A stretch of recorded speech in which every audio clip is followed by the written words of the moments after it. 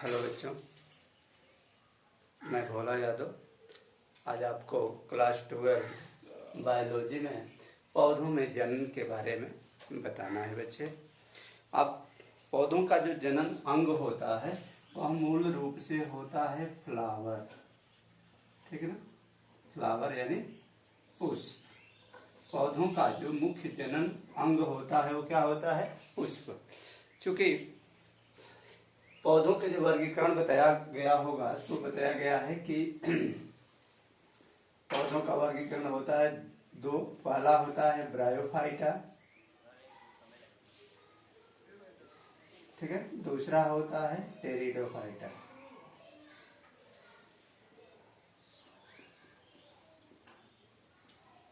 ठीक है, ब्रायोफाइटा और टेरिडोफाइटा। ब्रायोफाइटा के पौधे जो होते हैं उनमें न तो जड़, तना और पत्ती तीनों ऐसे एक दूसरे में समाहित होती हैं कि उनमें कोई डिफरेंस अनुभव नहीं होता है, बहुत सूक्ष्म होते हैं ब्रायोफाइटा। तो इनमें फल फूल का निर्माण ही नहीं होता। टेरिडोफाइटा के दो पार्ट्स होते हैं, ठीक है। एक होता है अनावृत बीजी और दूसरा जो सेकंड होता है वो होता है आवृत बीजी। आवृत बीजी, ठीक है ना। इन्हीं पौधों में फूल होता है और इन्हीं पौधों में फूल होता है, यानी इनमें जो जनन अंग होता है वो पुष्प होता है। और इन्हीं के कैसे इनमें निषेचन, फल फूल का निर्माण होता है, यह प्रोसेस जो है हमको इसमें पढ़ना है बच्चे, ठीक है ना। तो अब यहाँ से बताएंगे हम कि पौधों का जो मूल जनन अंग होता है वह पुष्प होता है और अधिकतर पौधे जो होते हैं वो द्विलिंगी होते हैं, यानी उनमें मेल और फीमेल दोनों आर्गन होता है। कुछ ऐसे पौधे होते हैं जिनमें मेल और फीमेल अलग होता है, जैसे में बताएंगे आपको पपीता।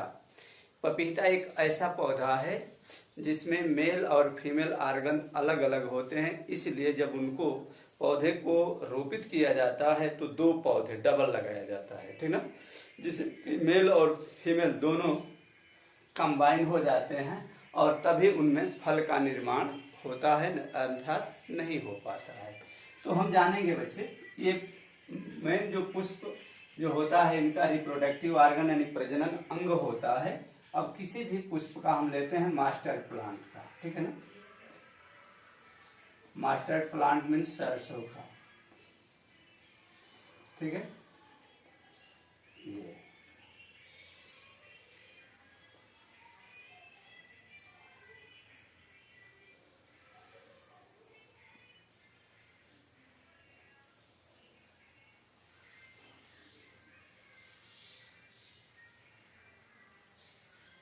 ठीक है, देखिए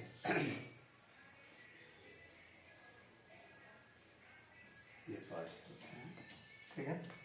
ये पुष्प है, यही जो होता है जिसको हम कहते हैं जयांग।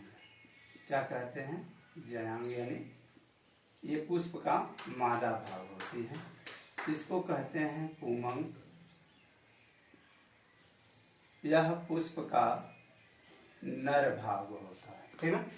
जयांग जो होता है वह पुष्प का मादा भाग होता है, जबकि पुमंग जो होता है वह पुष्प का नर भाग होता है। और यह जो होता है इसे कहते हैं दलपुंज और इसको कहते हैं बाह्य दलपुंज।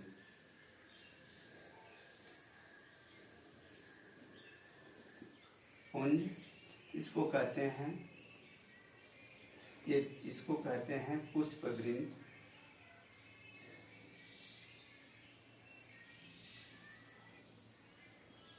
और इसको कहते हैं पुष्पवृंत। पुष्पवृंत का अर्थ होता है, ठीक है ना,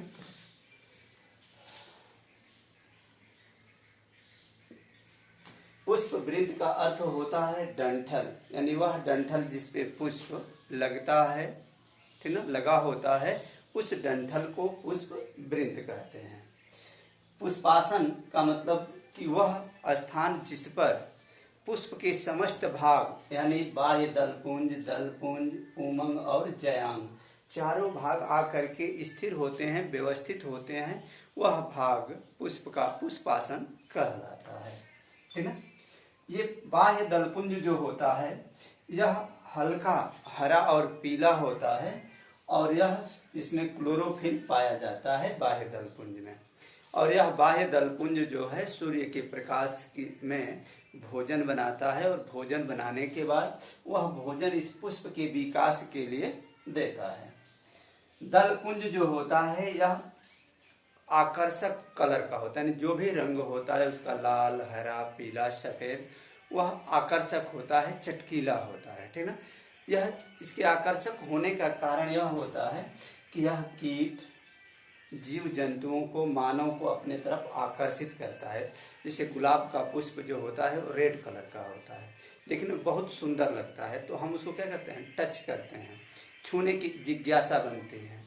कीट जो है उस पर हमेशा जो है मंडराते रहते हैं उसके आकर्षण के कारण, ताकि उसमें मकरंद भी होता है।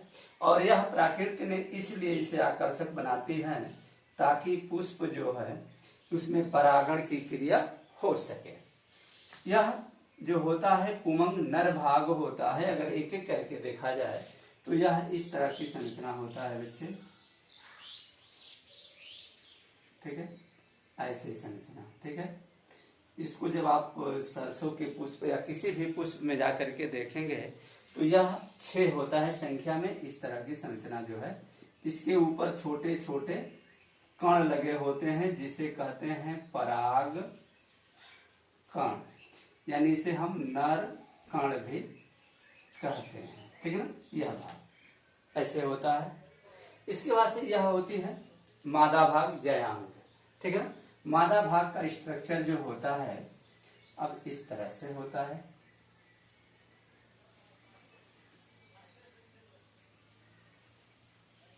ये पोर्शन है। ठीक है ना। देखिए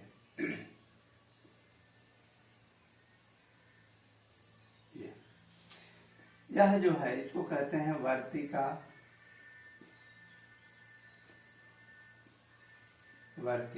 इसको कहते हैं वर्तिकाग्र,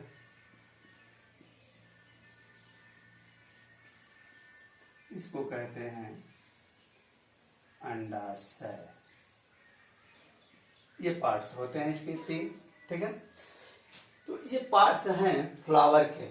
ठीक ना। तो इसके नर भाग और मादा भाग। ठीक ना। इसमें जो जनन अंग होते हैं, मूल पार्ट्स यही होते हैं, नर और मादा, यानी पुमंग और जयांग।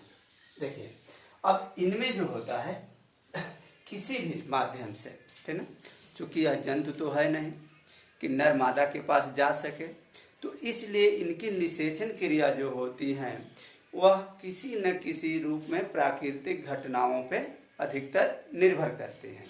प्राकृतिक घटना का मतलब कि बारिश हो, हवा चलती है, या कीट उस पर जो होते हैं, उड़ते हैं, मंडराते हैं, तो जब बैठते हैं इस पे तो उनके पंखों में, पैरों पर यह पराग कण चिपक जाता है और चिपकने के बाद मादा के वर्तिकाग्र तक पहुंच जाता है। जैसे सरसों का पुष्प जो है जब खिलता है जनवरी फरवरी में, तो आप अगर उस खेत में जाते हैं तो आपके शरीर या कपड़े पर सरसों के पुष्प के पीले पीले कण जो हैं दिखाई देते हैं आपके हाथों पर।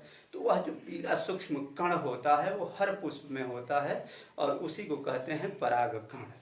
वह कण जो है हवा के माध्यम से, जैसे हवा बही उड़ा और उसको बैठ गया, या कीट के माध्यम से, या बारिश हुई उसके बारिश की बूंदें गिरी वो हिला और इस पर से ट्रांसफर हो गया, किसी न किसी माध्यम से यह नर का पराग कण जो है मादा के वर्तिकाग्र पर पहुंचता है और यह क्रिया जो है क्या कहलाती है, परागण।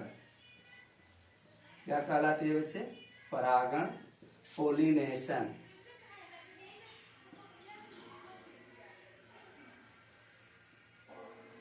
पोलिनेशन। ठीक है ना। तो परागण होता है, यानी परागण की परिभाषा ही होती है कि पुष्प के पुमंग से पराग कण का मादा के अंडाशय के वर्तिकाग्र पर पहुंचने की क्रिया ही परागण कहलाती है, पोलिनेशन कहलाती है। ठीक है।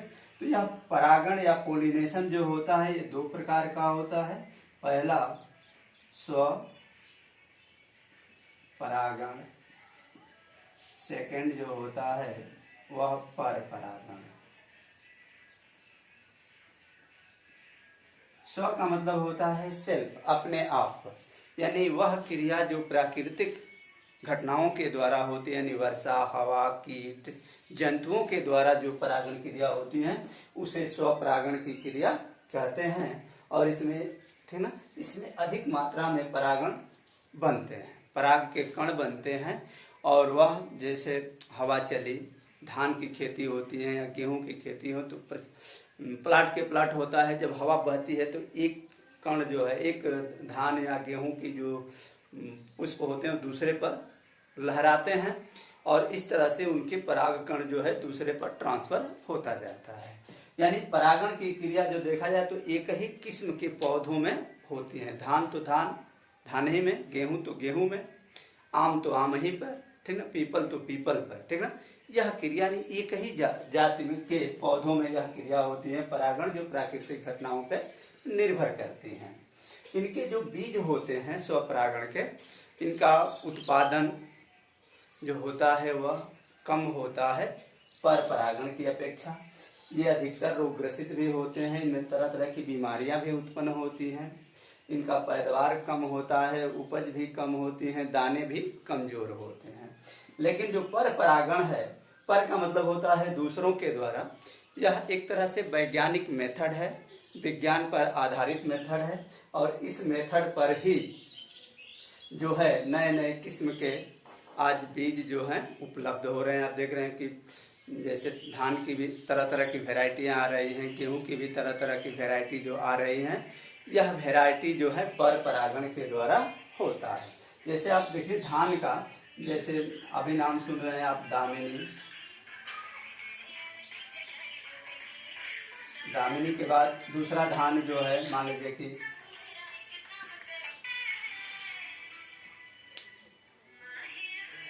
दामिनी जो है, ये इसका दूसरा धान जो है मान लीजिए कि खुशबू है, खुशदिल है, ठीक है। अब इसके नर कण को, खुशदिल के नर कण को दामिनी के मादा के वर्तिकाग्र पर जब हम लगाएंगे तो तीसरा धान मान लीजिए कि प्रशांत, प्रसन्ना उत्पन्न हो गया, ठीक ना। तो इस तरह की जो है उत्पादन जो है पर परागण कृत्रिम विधि से किया जाता है, जो अधिक से अधिक सुटेबल होते हैं।